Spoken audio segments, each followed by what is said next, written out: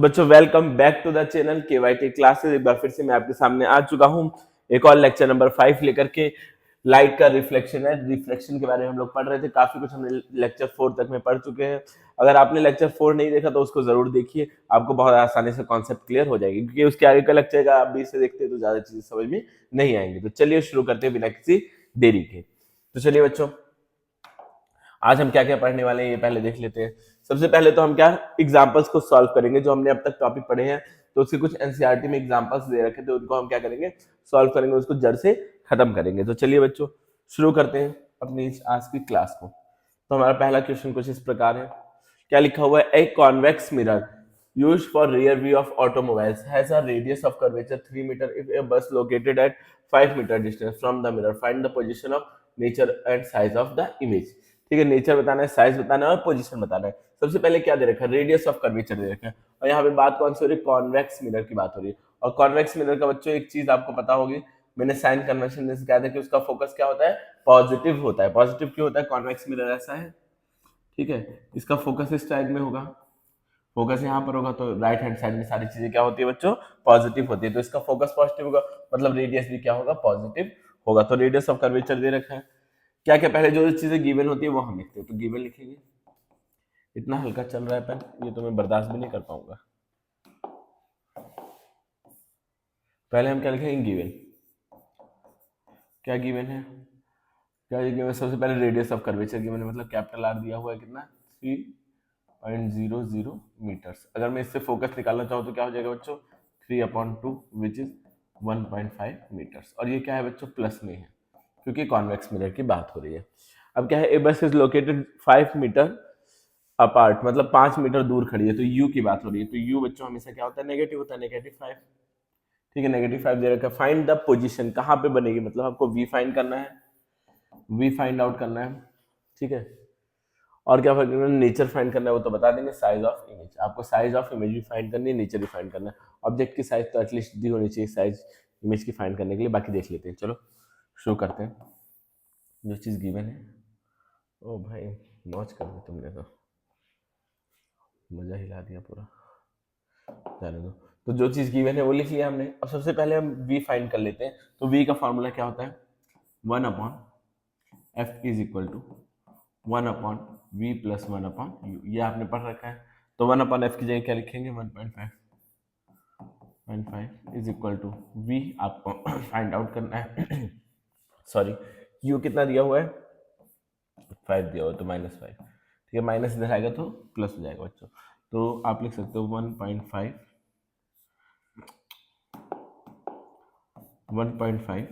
Plus 1/5 is equal to 1/v। अब यहाँ से पॉइंट हटाओगे तो यहाँ पे क्या हो जाएगा, 0 बढ़ जाएगा, तो 10/15 हो जाएगा। तो 2 5 10 होता है, अरे सॉरी 5 2 10 होता है, 5 3 15। तो इसको मैं लिख सकता हूँ 2/3 plus 1/5 is equal to 1/v।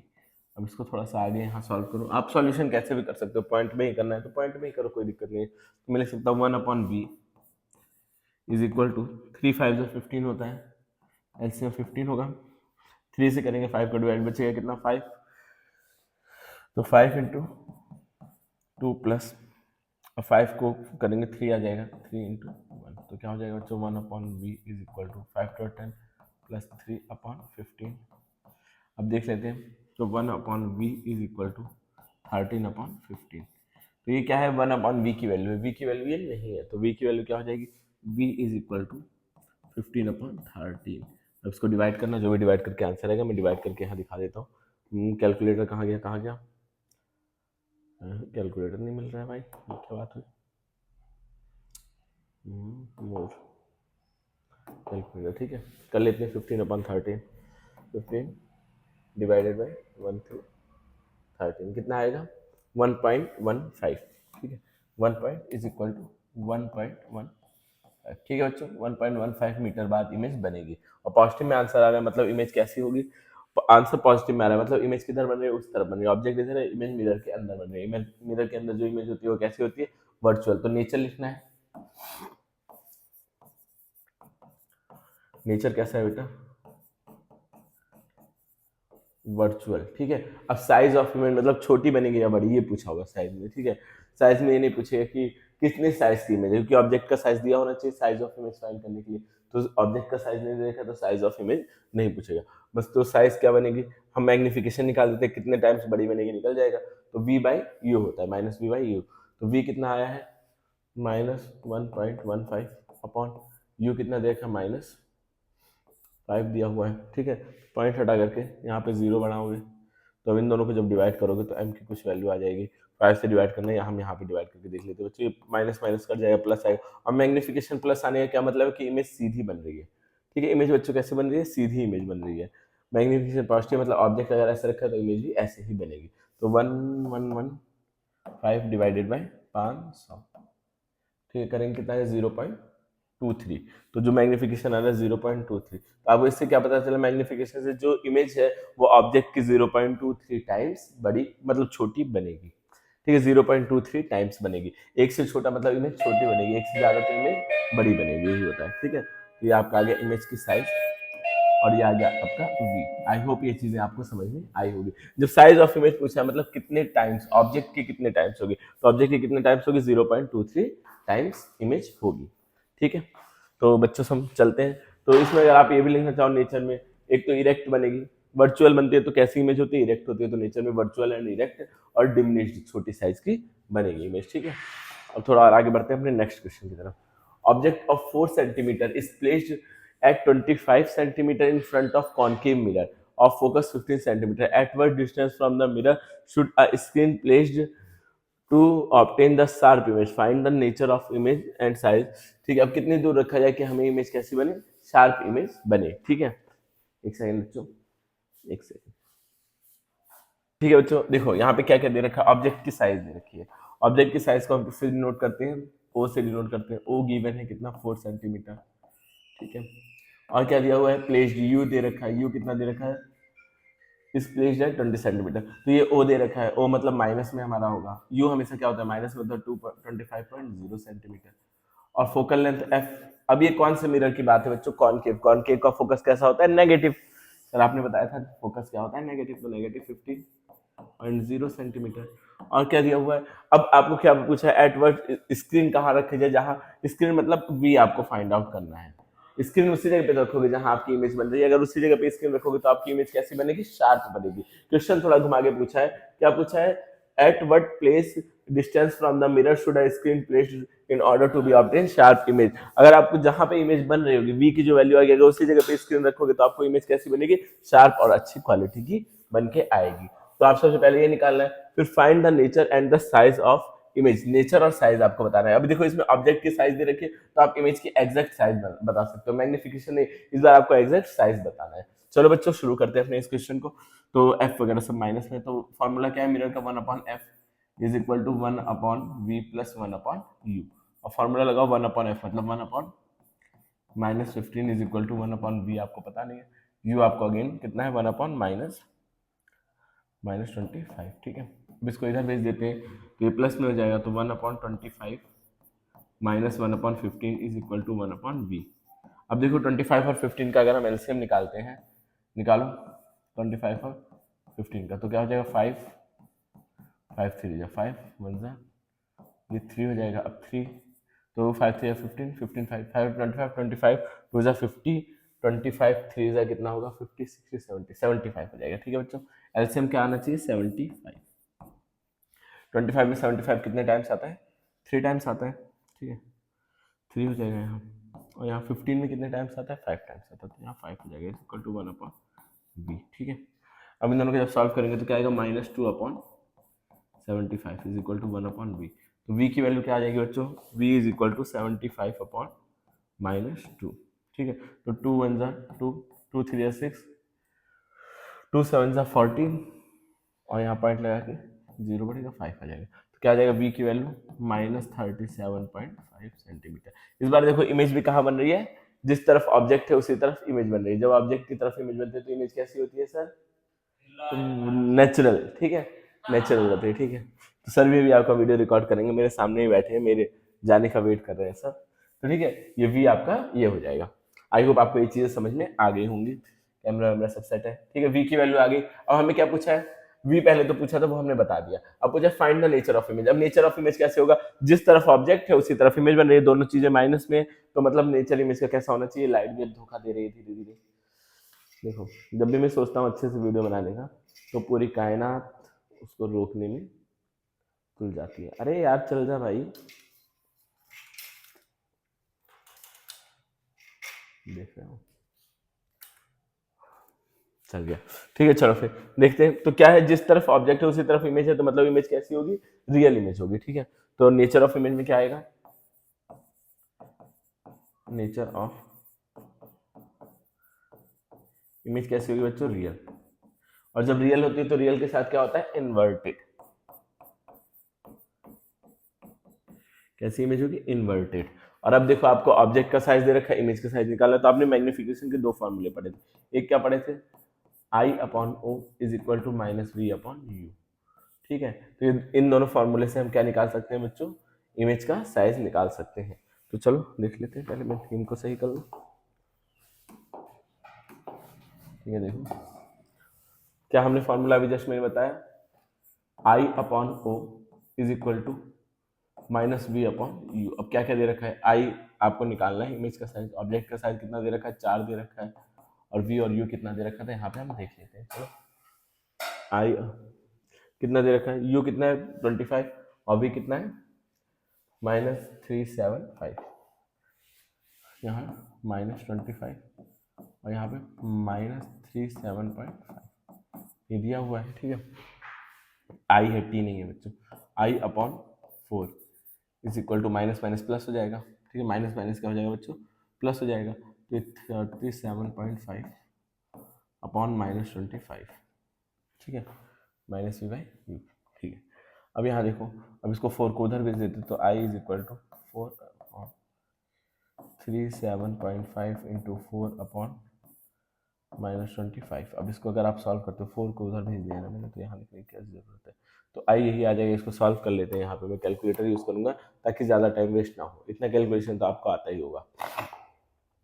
क्या क्या कैलकुलेशन में सॉल्व करते हैं, 37.5 इंटू 4 डिवाइडेड बाई 25, क्या आ जाएगा आंसर आपका बच्चों, 6। इमेज क्या आ जाएगी बच्चों, -6 सेंटीमीटर। अब इमेज माइनस आने का क्या मतलब है, इमेज कैसी बन रही है, उल्टी बन रही है, नीचे बनेगी तभी तो माइनस में आएगा। तो -6 सेंटीमीटर क्या आ जाएगा, साइज ऑफ इमेज, ठीक है। आई होप ये भी समझ में आ गया होगा क्वेश्चन। अब आगे बढ़े क्वेश्चन की तरफ, अगले, ठीक है, अगले क्वेश्चन की तरफ बढ़ते हैं। Find the focal length of convex mirror whose radius of, radius का आधा क्या होता है। अब क्या है, कॉन्वेक्स मिरर दे रखा है, कॉन्वेक्स का पॉजिटिव में ही आएगा, तो फोकस कितना आ जाएगा, इसका आधा कर दो, 2 1 2 2 6 12 16 आ जाएगा, ठीक है। 32 का आधा। A concave mirror produce 3 times magnified image, real image of an object placed at 10 centimetre in the front of mirror, where is the image located. क्या पूछा है, a concave mirror produce 3 time magnified, मतलब magnification क्या दे रखा है, इसका magnification की डायरेक्ट वैल्यू दे रखी है 3, ठीक है। अब क्या दे रखा है, real image of an object placed at 10 centimetre in front of mirror, mirror के सामने रखा हुआ है, मतलब यू दे रखा है कितना, 3 सेंटीमीटर। अब आई की वैल्यू, वी की वैल्यू आपको निकालनी है,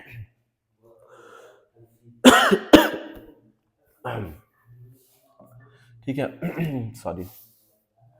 आपको वो निकालनी है किसकी value, where is the image located, image कहाँ पे होगी, तो मैग्निफिकेशन का आपने फॉर्मूला पढ़ रखा है, -v अपॉन यू, इसमें रखना वैल्यू और आंसर निकालना, और आंसर निकाल के कमेंट करना, ठीक है बच्चों। एक काम करना, आंसर निकालना और आंसर निकाल के कमेंट करना, दैट्स इट, बस इतना ही करना है। इसको आप कर लेना, इसको भी मैं नहीं कराऊंगा जबरदस्ती।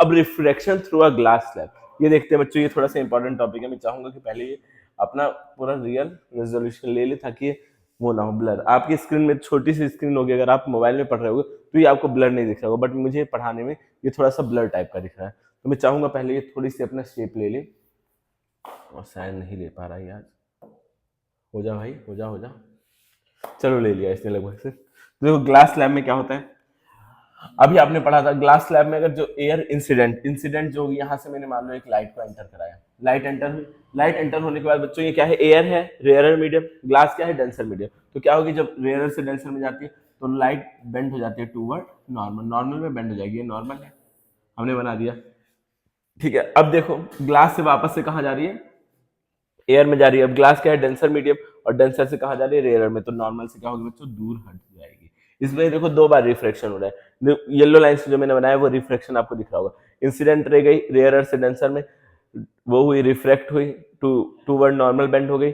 फिर डेंसर है ग्लास और बाहर एयर क्या है, रेयर मीडियम है, तो नॉर्मल से दूर हट गई। ठीक है, तो ये जो एंगल होता है उसको बोलते हैं एंगल ऑफ इंसिडेंट, ये वाला एंगल होता है एंगल ऑफ रिफ्लेक्शन, और ये वाला जो एंगल होता है उसको बोलते हैं एंगल ऑफ इमरजेंस, ई से डिनोट करते हैं। जो बाहर, ये भी रिफ्लेक्शन का ही होता है, इसको R2 बोलते हैं, और ये क्या होता है, एंगल ऑफ इमरजेंस, जो बाहर निकलती है। और इसको क्या बोलते हैं, लेटरल डिस्प्लेसमेंट। जैसे ये लाइट अगर सीधे आती, ग्लास स्लैब ना होता, ये लाइट ऐसे चली जाती, तो इसको क्या बोलते हैं, जो जितना इन दोनों के बीच का गैप है, इसको क्या बोलते हैं, लेटरल डिस्प्लेसमेंट।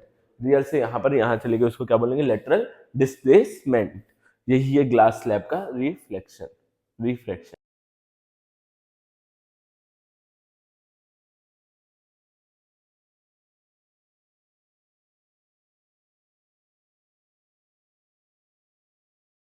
माइक की बड़ी दिक्कत है, माइक बड़ा भाव खाता है, कभी भी बंद हो जाता है। ठीक है, तो थोड़ा कमेंट में आप माइक को समझा दीजिएगा।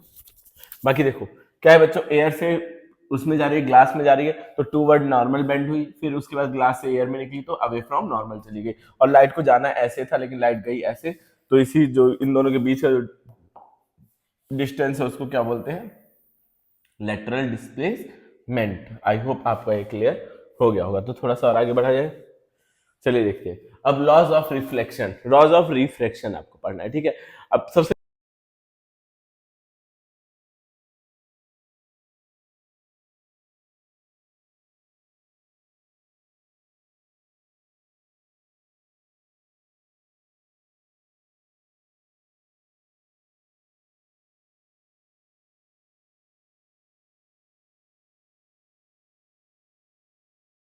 तो माइक एकदम अपनी बदतमीजी पे उतर आया है। ठीक है, ऑफ हो जा रहा है, मैंने थोड़ा सा चार्ज किया इसको ताकि आपका ये लेक्चर कंप्लीट कर पाऊँ।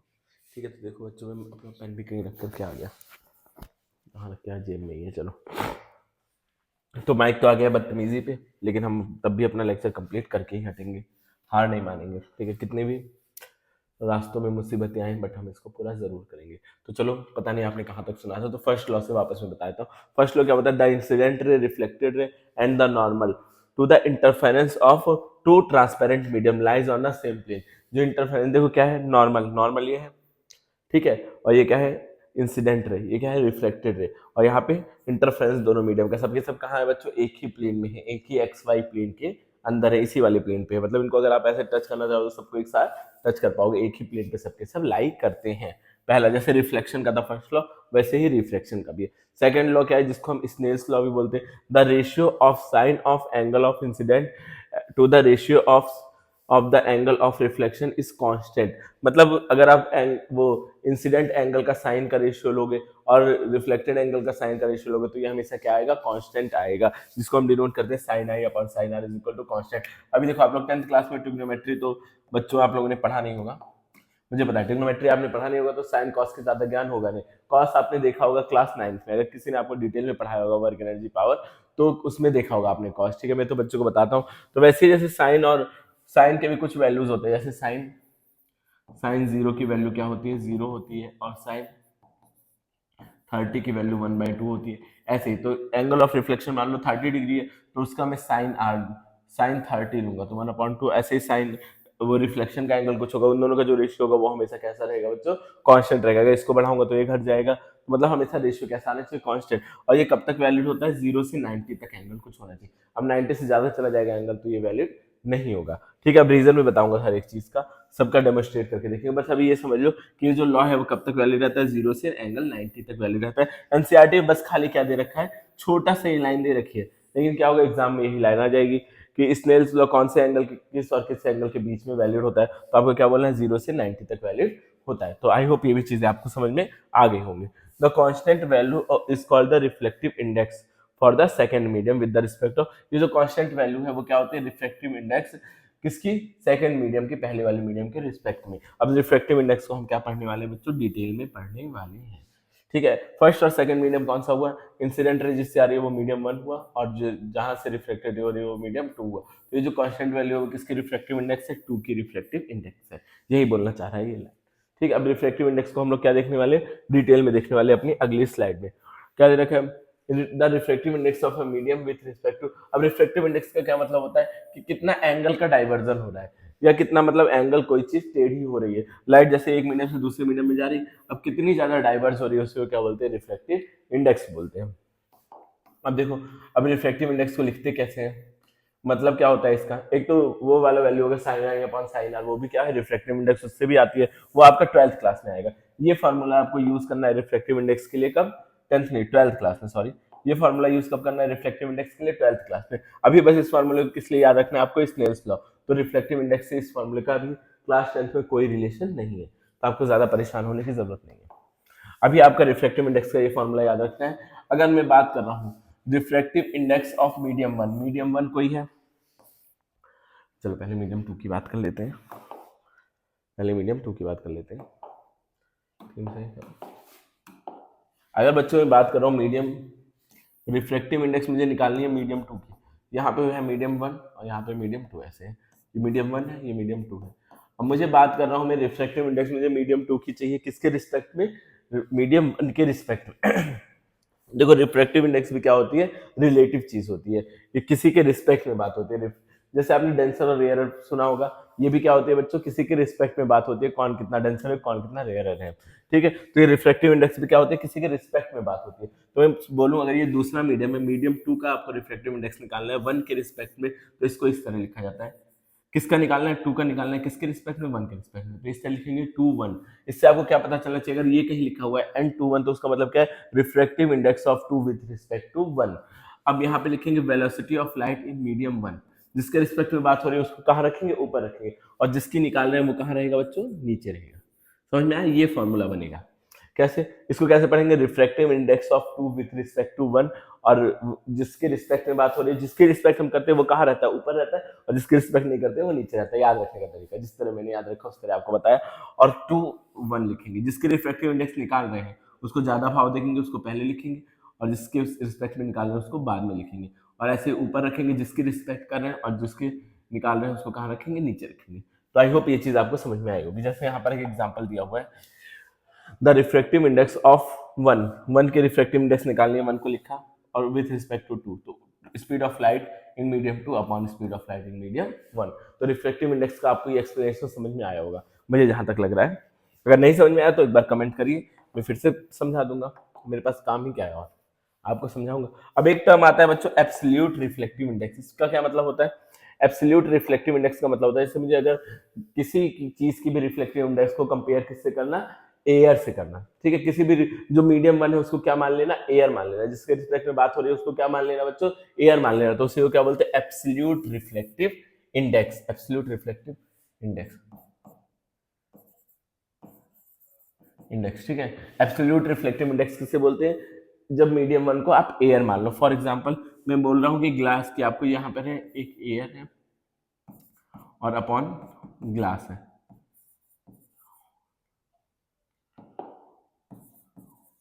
ग्लास है। ठीक है, तो अगर मैं रिफ्रैक्टिव इंडेक्स निकाल रहा हूँ ग्लास की, अगर बस खाली किसी ने बोला कि सर ग्लास की रिफ्लेक्टिव इंडेक्स क्या होती है, तो ये आपको समझ जाना है, बस खाली ग्लास का नाम लिया तो किसकी बात हो रही है, उसको उसके रिफ्लेक्टिव इंडेक्स इसमें निकाल रहे हैं एयर के रिस्पेक्ट में। बस खाली अगर आपको कोई बोल रहा है रिफ्लेक्टिव इंडेक्स टर्म, तो उसका मतलब है किसके रिस्पेक्ट में बात हो रही है, एयर के रिस्पेक्ट में बात हो रही है, या फिर वैक्यूम के रिस्पेक्ट में, दोनों चीज सेम ही है। तो अगर मुझे निकालना है ग्लास का रिफ्लेक्टिव इंडेक्स, तो कैसे लिखते हैं, ऐसे ग्लास लिख दूंगा, और इसमें किसके रिस्पेक्ट में बात हो रही है, एयर के, और एयर में स्पीड, लाइट की स्पीड कितनी होती है, सी, सी से नोट करके मैंने आपको बताया था, और ग्लास की बात हो रही है तो मैं लिख दूंगा velocity of light in glass.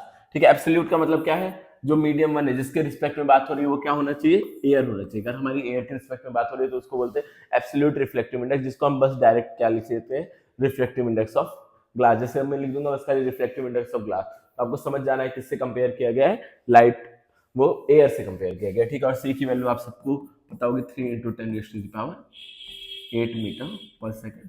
ठीक है, आई होप ये भी चीज आपको क्लियर हो गई होगी। तो थोड़ा सा और आगे बढ़ा जाए। ठीक है, अब ऑप्टिकली डेंसर और ऑप्टिकली रेयर मीडियम क्या होता है, रेयर मीडियम जिसका रिफ्लेक्टिव इंडेक्स क्या हो, लो हो। रेयर मीडियम किसे बोलते हैं बच्चों, जिसका रिफ्लेक्टिव इंडेक्स लो हो और लाइट जिसमें फास्ट ट्रेवल कर रही हो। रिफ्लेक्टिव इंडेक्स कम होगा तो लाइट कैसे ट्रेवल करेगी, फास्ट। और ये कौन से रिफ्लेक्टिव इंडेक्स की बात हो रही है, ये रिफ्लेक्टिव इंडेक्स की बात हो रही है, एब्सोल्यूट रिफ्लेक्टिव इंडेक्स, ठीक है। बस खाली एब्सोल्यूट रिफ्लेक्टिव इंडेक्स लिखा है तो उसका मतलब क्या है, एब्सोल्यूट। जिसका एब्सोल्यूट रिफ्लेक्टिव इंडेक्स कम होगा उसका वो मीडियम कैसा होगा, रेयरर होगा, और जिसका ज्यादा होगा वो कैसा होगा, डेंसर होगा। तो यही है ऑप्टिकली डेंसर और ऑप्टिकली रेयरर मीडियम्स। मैंने आप लोगों को बताया था ना कि मैं एक्सप्लेन करूंगा, मेरी जिम्मेदारी है।